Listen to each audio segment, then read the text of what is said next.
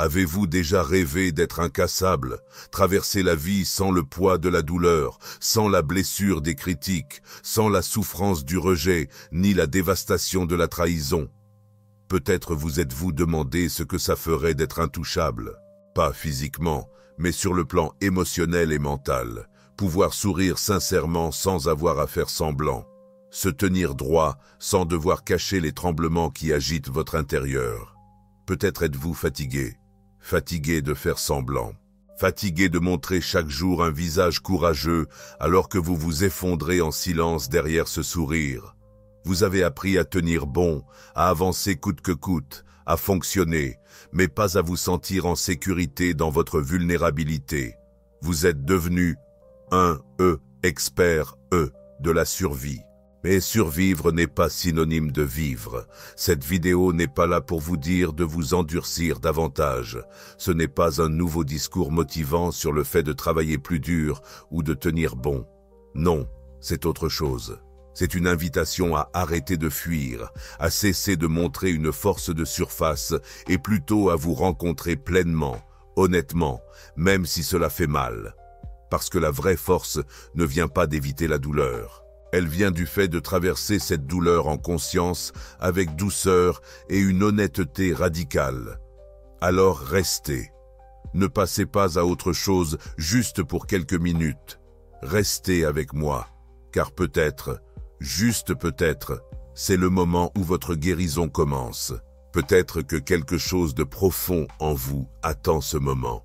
Pour des mots qui ne vous demandent pas d'être plus, de faire plus, de vous réparer ou de changer. Mais au contraire, des mots qui vous disent qu'il est normal de ressentir, qu'il est normal de craquer, qu'il est normal d'être exactement là où vous êtes. Avez-vous déjà souhaité être immunisé contre le monde? Ne plus ressentir les pics subtils d'être mal compris, mis, de côté, pas choisi, Ne plus être ébranlé par ce que les gens disent ou ne disent pas, par qui reste et qui part, par le silence entre les mots. Peut-être avez-vous fantasmé sur cette version de vous, celle qui ne tressaille plus, qui a enfin dépassé la douleur. Mais vous ne l'avez pas encore atteinte. Et c'est très bien ainsi. Peut-être êtes-vous épuisé, pas à cause du travail, de l'école ou des responsabilités quotidiennes, mais à cause de quelque chose de plus lourd, la pression de toujours avoir l'air fort, de préserver l'image de quelqu'un qui a tout sous contrôle, qui est toujours solide, qui n'a jamais besoin d'aide. Peut-être que tout ce que vous avez voulu, c'est une pause d'être la personne forte, un moment pour respirer, un instant où il est sûr d'être vulnérable, d'être désordonné, de ne pas savoir. Mais voici une vérité que vous entendez rarement. Plus vous essayez d'échapper à la douleur, plus elle vous possède. Plus vous l'engourdissez, l'évitez et la cachez, plus elle prend de pouvoir sur votre vie. La douleur n'est pas l'ennemi, c'est un messager. L'ignorer ne la fait pas disparaître, cela ne fait que l'amplifier dans les recoins sombres de votre esprit. Ce n'est pas une faiblesse, c'est ce que signifie être humain.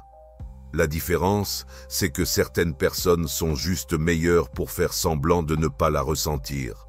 Elles ont appris à porter des masques, à rire assez fort pour étouffer les cris à l'intérieur, mais ce n'est pas de la guérison, c'est de la survie. Carl Jung, un pionnier de la psychologie des profondeurs, a dit un jour « Nous ne sommes pas ce qui nous est arrivé, nous sommes ce que nous choisissons de devenir ». Et au cœur de ce choix, le choix d'arrêter de fuir et de commencer à ressentir, se trouve la véritable force. La force ne réside pas dans la construction de murs autour de votre cœur ou dans le fait de prétendre que vous vous en fichez. Ce n'est pas devenir froid, indifférent ou détaché. Le véritable pouvoir ne ressemble pas à la perfection, il ressemble à la présence, même lorsque la plaie est encore à vif, même lorsque les larmes continuent de couler, même lorsque vous essayez encore de tout comprendre. Le véritable courage consiste à faire face aux ombres en vous. Il s'agit d'apporter de la lumière aux parties de vous-même que vous avez repoussées. Il s'agit d'écouter, vraiment écouter, la douleur qui essaie de vous dire quelque chose depuis des années. Parce que la guérison ne commence pas par le contrôle, elle commence par l'abandon. Si vous êtes arrivé jusqu'ici, ce n'est pas un hasard.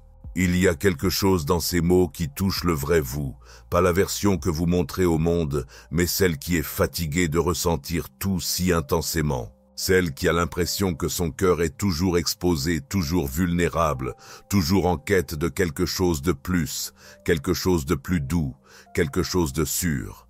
Vous avez traversé la vie avec l'impression que les autres avaient un manuel secret, un code pour le bonheur et la résilience que vous avez d'une manière ou d'une autre manqué. Vous avez comparé vos émotions à ce que les autres laissent paraître. Et ce faisant, vous vous êtes convaincu qu'il y a quelque chose qui ne va pas chez vous, que vous êtes trop sensible, trop émotif, trop. Mais que diriez-vous si je vous disais que cette sensibilité même est votre cadeau? Que votre profondeur, votre douceur, votre capacité à ressentir tant de choses ne sont pas un défaut, mais un super pouvoir que le monde a tenté de vous faire oublier. Oui, la guérison exige beaucoup de vous. Elle vous demande d'affronter des vérités inconfortables, de rester avec des émotions qui ne viennent pas, avec des réponses faciles, d'arrêter de blâmer tout ce qui est extérieur et de commencer à vous tourner vers l'intérieur. Parce qu'ici se trouve la vérité la plus difficile à accepter. Ce qui vous fait le plus souffrir n'est pas toujours ce qui se passe à l'extérieur. C'est ce que ce moment réveille en vous. Le rejet qui active une histoire que vous portez depuis l'enfance. Le silence qui résonne comme un vieux sentiment d'invisibilité. La trahison qui ouvre une blessure jamais totalement cicatrisée. Ce n'est pas eux. C'est la blessure qu'ils ont touchée. C'est là que réside votre pouvoir, non pas dans le contrôle du monde autour de vous, mais dans la compréhension du monde en vous. Pas en vous protégeant à tout prix de la douleur, mais en apprenant à traverser la douleur avec présence et grâce. Vous voyez, nous portons tous des histoires inachevées, des enfances que nous n'avons pas pleinement assumées, des émotions que l'on nous a appris à refouler, des blessures que nous avons cherché à cacher derrière les réussites, la perfection ou l'orgueil. Mais ce que nous enfouissons ne disparaît pas, cela attend patiemment le jour où il demandera à être vu. Et peut-être que ce jour est aujourd'hui. Alors respirez profondément, posez votre main sur votre cœur et écoutez non pas le tumulte du monde, mais votre propre voix, celle que vous avez trop longtemps réduite au silence. Vous n'avez pas à être indestructible, vous devez simplement être vrai. Être vrai, c'est être avec vous-même tel que vous êtes, fissuré, en train de guérir, ressentant et toujours digne d'amour. C'est le commencement de tout. Jung nous apprend quelque chose à la fois déstabilisant et libérateur. Ce qui nous blesse le plus dans le monde extérieur n'est rien d'autre qu'un miroir reflétant le chaos intérieur non résolu. Voilà pourquoi deux personnes peuvent vivre exactement la même expérience et réagir de manière complètement différente. L'une traverse la tempête avec sérénité, tandis qu'une autre s'effondre sous le poids d'un commentaire du passé. Ce n'était jamais l'événement lui-même qui avait le pouvoir. C'est toujours l'endroit en nous où cela résonne. Là se trouve la vérité la plus profonde, à la fois douloureuse et éclairante. Nous continuons de souffrir parce qu'au fond, nous nous accrochons encore à l'illusion que nous pouvons contrôler la façon dont le monde nous traite. Nous croyons toujours que si nous sommes assez gentils, assez sages et compréhensifs, nous serons d'une manière ou d'une autre protégés. Que si nous remplissons toutes les bonnes cases, la vie nous récompensera justement avec amour et nous protégera de la douleur. Mais le contrôle, aussi rassurant que cela puisse paraître, n'est rien de plus qu'un mirage. Plus nous nous y accrochons, plus nous nous enchevêtrons dans notre propre souffrance. Voulez-vous vraiment arrêter de souffrir? Alors cessez de vous protéger de la douleur. Le chemin ne consiste pas à construire des murs plus épais, une armure plus solide ou de meilleures défenses. Il s'agit de devenir plus conscient. Tant que vous croyez que les autres doivent changer pour que vous cessiez de souffrir, vous restez prisonnier enchaîné à leur comportement, à leurs humeurs, à leur présence ou absence, à leur approbation ou à leur négligence. La véritable liberté commence au moment où vous réalisez que le monde extérieur n'a aucun pouvoir sur vous, à moins qu'il ne trouve en vous quelque chose à refléter. Et c'est précisément là, dans cet espace invisible, que se livre la bataille la plus importante de votre vie. Pas dans le monde extérieur, mais dans l'ombre de votre inconscient, les parties de vous-même que vous ne voyez pas, que vous ne comprenez pas encore, que vous avez enterrées ou rejetées. Ce sont ces forces qui finissent par vous contrôler. Ce que vous fuyez devient ce qui vous guide. Ce que vous réprimez commence à s'exprimer dans le silence, la maladie, la répétition, la peur. Se réveiller n'est pas un processus doux, ça n'arrive pas enveloppé de clarté ou de confort. C'est une rupture, un appel soudain et incontestable des profondeurs de votre âme. Cela ne demande pas la permission, cela ne survient pas lorsque vous vous sentez prêt. Cela fait irruption par les fissures au moment exact, souvent déguisées en perte, en confusion ou en effondrement émotionnel, pour détruire tout ce que vous pensiez être solide, tout ce que vous croyiez vrai sur vous-même, sur les autres, sur la vie. Et c'est ce que nous allons explorer ensemble, la fissure par laquelle la lumière entre, au moment précis où vous commencez à soupçonner que ce que vous croyiez contrôler n'a peut-être jamais vraiment été entre vos mains. Si ces mots éveillent quelque chose en vous, si vous ressentez un mouvement, un frisson dans votre poitrine, même si vous ne pouvez pas encore le nommer, alors vous n'êtes pas seul. Ce voyage est aussi le vôtre. Vous n'êtes pas brisé, vous vous réveillez. Merci d'avoir choisi de marcher sur ce chemin invisible avec nous. Le plus grand mensonge qu'on nous a enseigné est que nous sommes entièrement maîtres de nos vies. Réveillez-vous, ce n'est pas vrai. Pas tant que tu fonctionnes encore en pilotage automatique. Pas tant que tu réagis sans réfléchir, que tu ressens sans nommer ou que tu fais des choix basés sur des blessures encore non cicatrisées, pour ensuite te saboter sans même comprendre pourquoi. Ce chemin demande du courage, de la patience, une honnêteté sans fard. Mais il offre aussi quelque chose d'inestimable en retour, la possibilité de vivre non pas par peur ni par habitude, mais selon la vérité, ta vérité. Pas celle héritée des autres, pas celle façonnée par la survie, mais celle enfouie sous le bruit, celle qui attend d'être réveillée. Continue. Tu es plus proche que tu ne le crois. Carl Jung a dit un jour une chose profonde. Jusqu'à ce que tu rendes l'inconscient conscient, il dirigera ta vie et tu l'appelleras destin. Et la vérité, c'est que c'est exactement ce qui t'arrive en ce moment, que tu t'en rendes compte ou non. Cette douleur que tu ressens, mais que tu ne peux pas expliquer. Ce soudain accès de colère qui semble surgir de nulle part. Cette vague de tristesse qui t'envahit sans prévenir. Rien de tout cela n'est dû au hasard. Ce ne sont pas juste des émotions passagères ou de mauvaises journées. Ce sont des échos de quelque chose de plus profond. Ce sont des messages, des avertissements, des fragments de toi que tu as laissés derrière. Des parties que tu as supprimées, cachées, ignorées par peur, honte ou habitude. Jung appelait ce territoire caché l'inconscient. Et ce n'est pas une ombre vague et floue qui traîne en arrière-plan. C'est vivant, c'est intelligent, c'est un réseau dynamique de souvenirs de douleurs non traitées, de désirs refoulés, de peurs enracinées, et il ne cesse jamais de parler. Il influence tes choix, façonne tes réactions, colore tes relations, et surtout, il insiste pour être entendu, même si tu fais semblant qu'il n'est pas là. Même si tu l'enterreras sous la productivité, les distractions ou le déni. T'es-tu déjà demandé pourquoi certains mots, juste quelques syllabes, peuvent te briser alors que d'autres te laissent indifférent? Pourquoi certaines critiques te blessent au plus profond? Ou pourquoi certaines personnes te rendent immédiatement sur la défensive en colère ou te font te sentir insignifiant?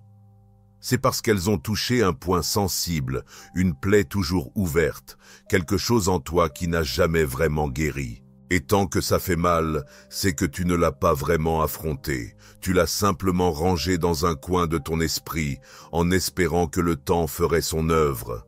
Mais les blessures ne disparaissent pas d'elles-mêmes. Elles s'infectent et finissent par trouver un moyen de s'exprimer, que ce soit à travers tes émotions, tes comportements ou le chaos qui t'entoure. Jung n'y est pas allé par 4 chemins. Il l'a dit clairement. Vous ne pouvez rien changer tant que vous ne l'acceptez pas. Condamner votre obscurité ne vous libérera pas, cela ne fera que vous étouffer. Et pourtant, que faites-vous depuis tout ce temps? Vous vous jugez, vous faites taire les parties de vous qui crient, vous réprimez vos émotions, en espérant qu'en ne les ressentant pas, elles finiront par disparaître. Mais le silence ne guérit pas, il cache, et ce qui est caché ne disparaît pas, cela se transforme en quelque chose de plus sombre. L'inconscient ne se dissout pas simplement parce que vous choisissez de l'ignorer. Il s'adapte, il devient rusé.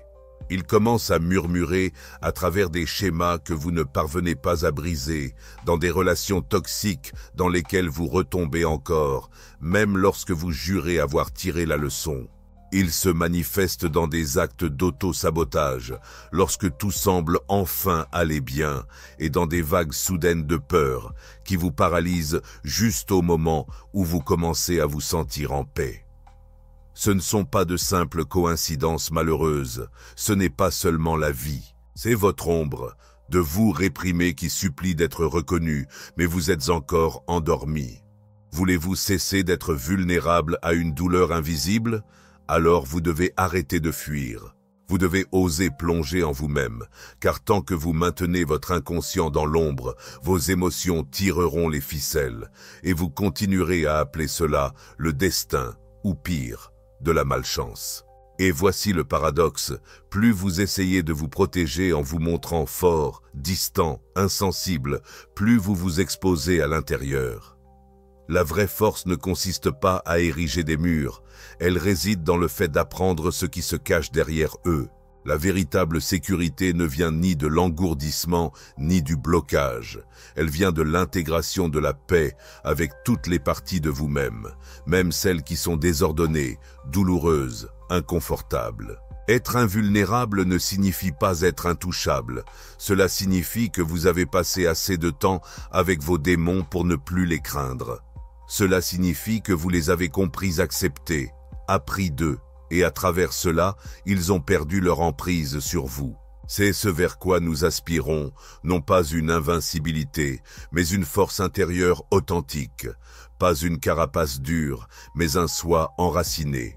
Et ce voyage commence au moment où vous cessez d'éviter votre douleur et commencez plutôt à l'écouter. Trop de gens pensent que la clé pour éviter la douleur est de se couper, de faire semblant de ne pas s'en soucier, de porter un masque d'indifférence. On dit des choses comme « je m'en remets » ou « rien ne m'atteint plus ». Mais souvent, c'est juste la voix de quelqu'un qui saigne intérieurement, mourant lentement de l'intérieur, tout en paraissant calme à l'extérieur, rouillé sous un vernis poli. Mais le véritable danger ne réside pas dans le fait de ressentir trop, il réside dans le fait de ne pas savoir ce que vous ressentez ou pourquoi vous le ressentez. C'est dans le fait d'être déconnecté de soi-même, d'agir par impulsion sans comprendre, de réagir à des blessures que vous n'avez pas encore nommées. Et cela ne se produit que lorsque vous n'avez pas regardé à l'intérieur, lorsque vous n'avez pas entrepris le voyage le plus nécessaire, le plus terrifiant et le plus puissant de tous, le voyage vers votre propre abîme. Parce que la conscience de soi n'est pas un luxe, ce n'est pas un passe-temps spirituel, c'est une nécessité. C'est la différence entre vivre une vie qui vous appartient et une vie qui semble appartenir à quelqu'un d'autre, une existence où vous êtes un étranger pour vous-même. Et si vous ne faites pas ce voyage, si vous ne choisissez pas de regarder ce qui a été caché, alors la vie ne fera que vous le renvoyer sous forme de relations brisées, de cycles dont vous ne pouvez pas sortir, de vides que vous ne pouvez remplir et de douleurs que vous ne pouvez fuir. Alors n'attendez pas que la vie crie plus fort, n'attendez pas que tout s'effondre. Le moment de commencer, c'est maintenant. Écoutez, affrontez, se souvenir et revendiquer chaque part de ce que vous êtes. Parce que la guérison ne commence pas quand la douleur cesse, elle commence quand vous êtes enfin prêt à la voir. Quand Jung a si justement dit « Apprenez toutes les théories, maîtrisez toutes les techniques, mais lorsque vous touchez une âme humaine, soyez simplement une autre âme humaine », il ne parlait pas seulement comme un psychologue. Il parlait comme quelqu'un qui comprenait la danse sacrée entre deux êtres conscients. Ce n'était pas qu'un conseil pour les thérapeutes ou les guérisseurs.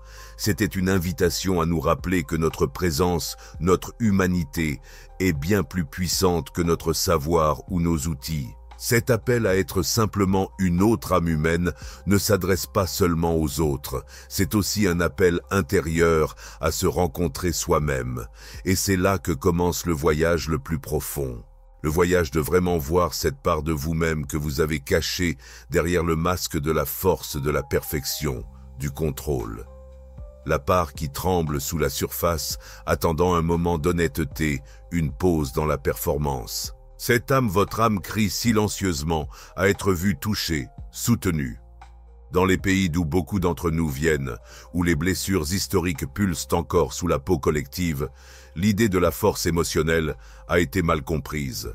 On nous a appris que la force signifiait être silencieux, que survivre voulait dire se durcir, retenir ses larmes, éviter les conflits, faire semblant que rien ne fait mal. Que si l'on ne parlait pas de la douleur, celle-ci pourrait peut-être disparaître. Mais ce n'est pas de la force, c'est de l'exil, c'est l'âme cachée.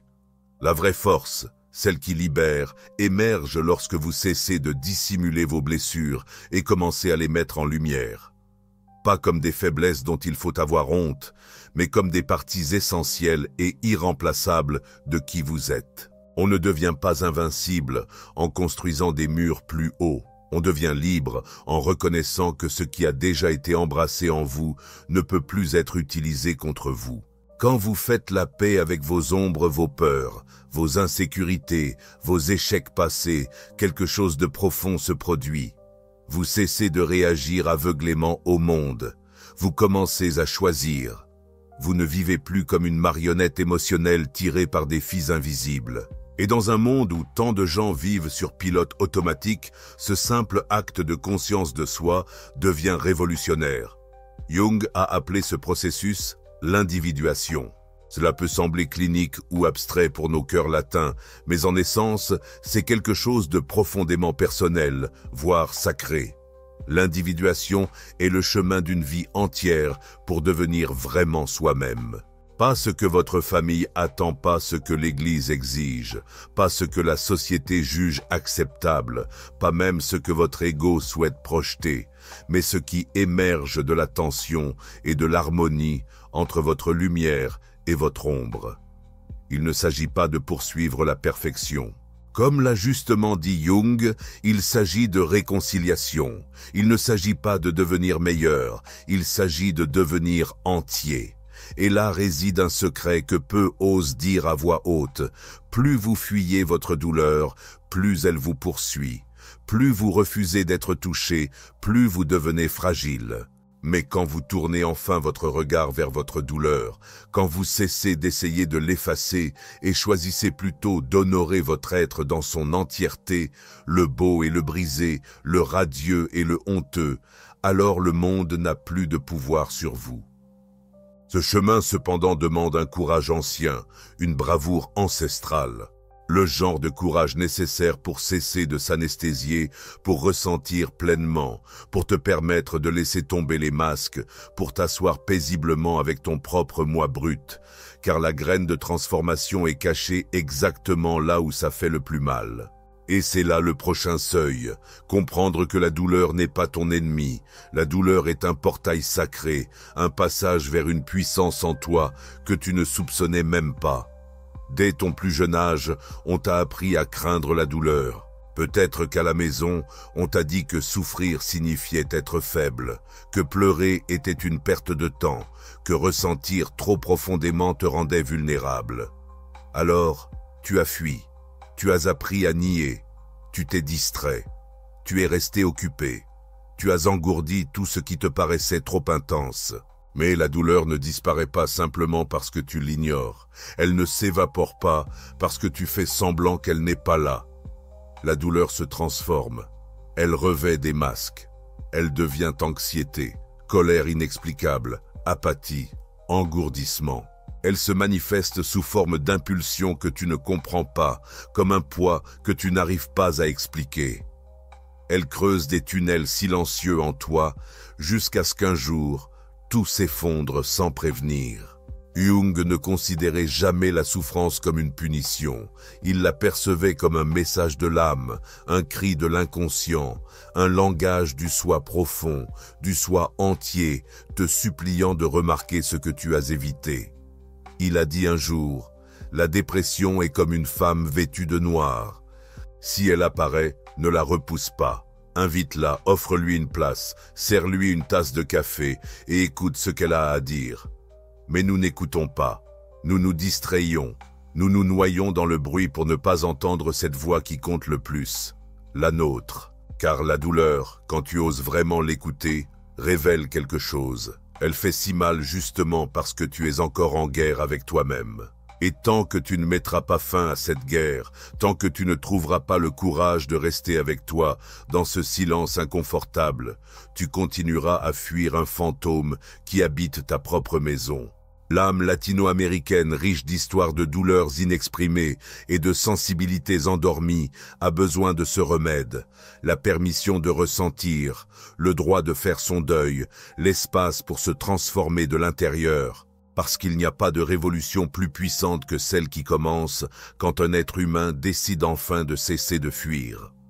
En toi aussi, il y a une dualité silencieuse.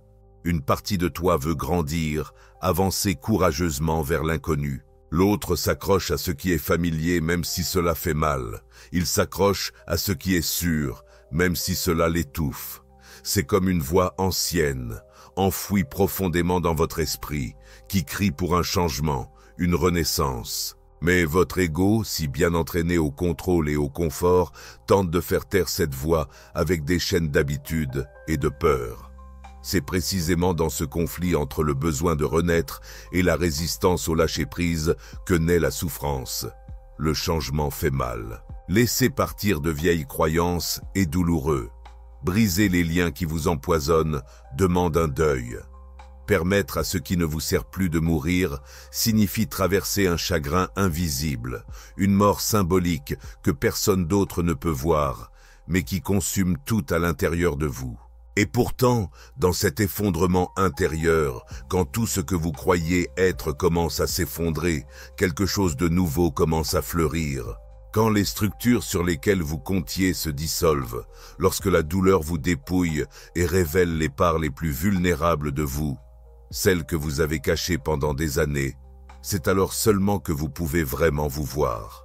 Pas le rôle qu'on vous a demandé de jouer, pas la version que vous avez polie pour les autres, juste vous, sans armure, sans masque. À ce moment de vulnérabilité radicale, la souffrance devient sacrée, car elle vous met à genoux devant la seule chose capable de vous libérer vraiment, vous-même. Jung l'a compris. Il a vu que la douleur n'est pas une erreur du système. Ce n'est ni une punition, ni un détour. C'est une étape du processus, une initiation nécessaire. La souffrance ne signale pas la fin de votre chemin. Elle est la porte, l'ouverture vers le voyage le plus significatif de votre vie. Le voyage pour devenir pleinement, complètement, sans compromis, vous-même. La vérité est que la plupart des gens rebroussent chemin avant de franchir ce seuil. Ils se retirent, se laissent distraire et retournent à la surface, dans cet endroit plus sûr et terne où les choses font moins mal simplement parce qu'elles sont moins ressenties. Mais vous n'êtes pas comme la majorité. Si vous êtes encore ici, si ces mots ont trouvé leur chemin jusqu'à vous et que vous les avez suivis jusqu'ici, cela signifie quelque chose de profond. Vous êtes prêt à aller plus loin, prêt à plonger dans les ombres, l'endroit sacré où l'âme n'est pas seulement éprouvée, mais forgée. Et dans cette descente, ce pas délibéré loin du bruit de surface du monde, vous finirez par comprendre ce que peu comprennent. Le chemin de l'individuation. Ce voyage intense, solitaire, souvent brutal, vers la vérité de qui vous êtes, est le seul qui vous libère vraiment. Peu osent s'y attaquer, encore moins ont le courage de l'achever. Pourquoi? Parce que ce chemin n'offre pas de confort. Il ne flatte pas votre ego, il le défait.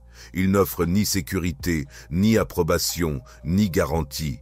Il offre quelque chose de bien plus terrifiant et libérateur, la transformation. Carl Jung a appelé l'individuation le processus de devenir ce que vous êtes vraiment. Mais ce qu'il n'a pas édulcoré, c'est que pour devenir cette personne, vous devez d'abord désapprendre tout ce que vous pensiez être. Vous devez abandonner les identités, les récits, les masques que vous avez passé des années, peut-être toute votre vie, à construire. Et peu importe à quel point vous êtes fort, cela fait mal. Ça fait plus mal que le rejet, plus que l'échec, plus que la perte. Parce qu'en faisant face à ce jugement intérieur, vous réalisez que beaucoup de vos croyances, de vos valeurs, de vos soi-disant vérités n'ont jamais vraiment été les vôtres. Elles étaient des mécanismes de survie, des identités façonnées pour gagner de l'amour, obtenir du respect, éviter l'abandon. Vous n'êtes pas vos réalisations, vous n'êtes pas vos blessures, vous n'êtes pas la version soigneusement travaillée de vous-même que vous montrez au monde pour être accepté, aimé ou admiré. Tout cela n'était qu'une armure, un déguisement, un costume de survie tissé à partir de la peur et du désir. Mais vivre en mode survie n'est pas la même chose que vivre, et l'individuation en est le chemin. Le véritable appel de votre vie est une invitation à vous élever au-delà de la simple survie, à cesser de faire semblant et à commencer à être. Et c'est alors que quelque chose de remarquable commence à se produire. L'inconscient, longtemps enfoui sous des couches de déni et de répression, commence à remonter à la surface. Il fait remonter chaque vérité que vous avez cachée, chaque émotion que vous avez réduite au silence et chaque partie déformée de vous-même que vous avez enfouie juste pour vous adapter à un monde qui n'a jamais été conçu pour vous comprendre. L'individuation exige la dissolution de la persona, écrivait Jung, parce que la persona, le visage que nous portons en public, n'est pas réel. C'est un costume, un accord social, une performance. Et pour trouver votre essence, vous devez vous en débarrasser. De tout ça, c'est une pelure symbolique de votre propre peau, un dépouillement si brut et complet que cela ressemble à la mort. Mais c'est dans ce dépouillement brutal et implacable que votre vraie force naît, non pas parce que plus rien ne peut vous faire de mal, mais parce que vous avez traversé le feu et survécu. Vous avez affronté les monstres de votre propre esprit. Vous avez défié votre honte, votre besoin d'approbation, votre colère, et enfin tu as dit « Je te vois, mais tu ne me contrôles plus ». C'est le début d'une véritable clarté, une clarté qui ne pourra plus jamais être enlevée, celle qui t'accorde un pouvoir silencieux et inébranlable. Tu n'as plus besoin de gagner chaque débat, tu n'as plus besoin de l'approbation de tout le monde, tu n'as plus besoin d'être adoré, car maintenant tu sais qui tu es. Et ce genre de connaissance est inviolable, elle devient ton armure. Pas une carapace dure qui te déconnecte du monde, mais un noyau vivant qui te soutient de l'intérieur. Voilà ce qu'est vraiment la résilience émotionnelle. Ce n'est pas devenir invulnérable, mais devenir intégré. C'est l'union profonde de toutes tes parties, même celles que tu considérais autrefois indignes, ingérables ou impardonnables. Tu les détiens désormais dans un centre de conscience si ancré et si vivant que tu peux tenir droit face à n'importe quelle tempête. Tu peux souffrir, oui, mais la douleur ne te brisera pas. Tu peux saigner, mais tu ne te perdras pas dans ta blessure parce que tu as cessé de réagir. Tu as commencé à répondre, non par peur, ni par honte, mais depuis ta plénitude. Tu t'es éloigné des eaux peu profondes de la vie, et maintenant tu habites les profondeurs de ton être. Mais ces profondeurs ont un prix, la solitude. Pas parce que tu seras seul, mais parce que très peu de personnes choisiront de te suivre là-bas. La plupart s'accrocheront à la surface à leur masque, à leur besoin d'éviter de trop ressentir. Et alors que tu commences à te libérer, ne sois pas surpris si tu commences aussi à t'éloigner des lieux, des personnes, des rôles que tu appelais autrefois chez toi. Mais cette distance, ce n'est pas du rejet, ce n'est pas de l'arrogance, ce n'est pas de l'amertume, c'est de la maturité, une maturité née de l'âme. Tu ne t'éloignes pas pour punir qui que ce soit, tu es simplement en train de dépasser les espaces où tu devais autrefois te cacher. Quelque chose en toi s'est éveillé, quelque chose est en train de grandir et cela ne peut plus être contenu. Et ainsi, nous atteignons le dernier seuil, la conscience comme bouclier. Car ce qui te protège désormais n'est plus la force au sens habituel, c'est la clarté. Une clarté radicale et lumineuse. Voici l'essence de cette dernière étape, la compréhension que la conscience est le seul état où rien, absolument rien, n'a plus de pouvoir sur toi. Tu es allé loin, mais maintenant que tu es là, une vérité doit être exprimée avec une précision absolue. Rien de ce qui est extérieur à toi ne te protégera jamais de la souffrance si tu restes endormi à ce qui vit en toi. Les maux continueront à blesser, les rejets continueront à piquer, et la perte continuera de te tirer vers le bas jusqu'à ce que tu te réveilles. Et soyons clairs, se réveiller n'est pas un moment magique. Ce n'est pas une révélation divine qui survient sans effort. C'est une décision quotidienne, un choix sacré et difficile de se tourner vers l'intérieur encore et encore, même quand ça fait mal. Cela signifie choisir de ressentir plutôt que de s'engourdir, prendre la responsabilité de ce que tu ressens sans blâmer les autres, sans rejeter le passé, sans te cacher derrière le destin ou des excuses. C'est là que ta vraie vie commence. Carl Jung a dit un jour, « Ce à quoi tu résistais persiste, ce que tu acceptes se transforme. » Et toi, tu as tellement résisté. Tu as résisté à la peur de ne pas être à la hauteur, à la douleur vide que laisse le rejet, à la blessure silencieuse de la solitude et à l'agitation intérieure de te sentir invisible, inaudible, inaperçu. Tu as porté ces poids invisibles serrant la mâchoire, cachant tes larmes, faisant semblant d'aller bien. Tu as porté la force comme une armure, non pas parce que tu te sentais fort, mais parce que le monde ne t'a donné aucun autre choix. Que faisais-tu avec tout ça? Tu te cachais. Tu es devenu silencieux, tu as érigé des murs invisibles et essayé de garder tout sous contrôle. Tu poursuivais la perfection comme si ta vie en dépendait. Tu travaillais si dur pour paraître incassable, pour donner l'impression d'être maître de toi, pour ne jamais laisser transparaître la moindre fissure. Et maintenant te voilà, fatigué, épuisé, non seulement physiquement, mais profondément dans ton être. Tu es vidé par cette bataille, celle que tu as menée non seulement contre le monde, mais aussi contre toi-même. Mais quelque chose en toi commence à s'éveiller parce qu'enfin, tu commences à comprendre. La véritable résilience émotionnelle ne consiste pas à devenir plus dur. Ce n'est pas devenir froid, distant ou indifférent. La véritable immunité ne consiste pas à se protéger de la souffrance. C'est l'affronter avec les yeux ouverts et le cœur ouvert. Ce n'est pas construire des murs plus solides, mais acquérir une vision plus claire, voir ce qui est réel et te permettre de le ressentir. Tout cela, sans te laisser briser. Quand tu commences à comprendre tes blessures, tes déclencheurs émotionnels, tes réactions, tes zones d'ombre, quand tu commences à les observer au lieu de les combattre, quelque chose change. Soudain, les actions des autres, leur rejet, leur critique, leur indifférence, perdent leur emprise sur toi. Elles n'ont plus le pouvoir de te détruire. Tu ressens encore, mais tu ne te noies plus. Tu ressens encore la douleur, mais tu ne t'y perds plus. Et cela change tout. Ce qui vous protège, ce n'est pas d'éviter la vie, c'est de vous y plonger pleinement consciemment, avec courage, les yeux grands ouverts.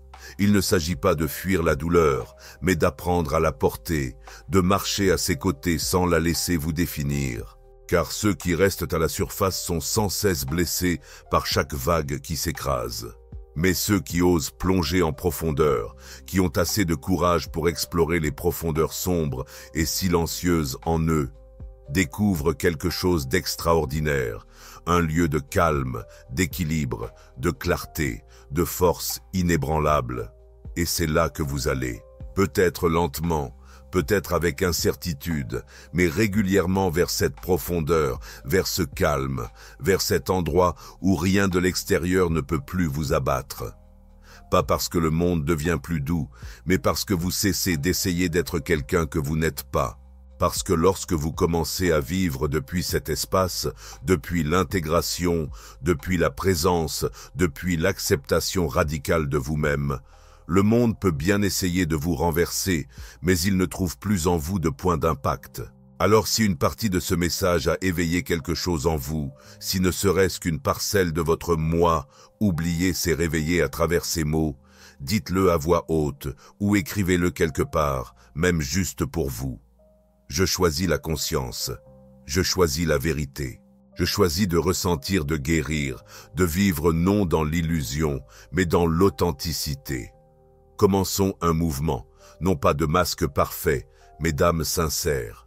Un mouvement de personnes qui ne veulent plus simplement survivre derrière une façade de force, mais qui sont prêtes à vivre pleinement, vulnérablement éveillées, parce que vous le méritez, parce que le monde en a besoin, et parce que la véritable transformation ne commence pas au premier pas. Elle commence quand vous décidez de ne pas vous arrêter là, quand vous choisissez de continuer même en tremblant, même dans l'incertitude, mais vivant, conscient et vrai.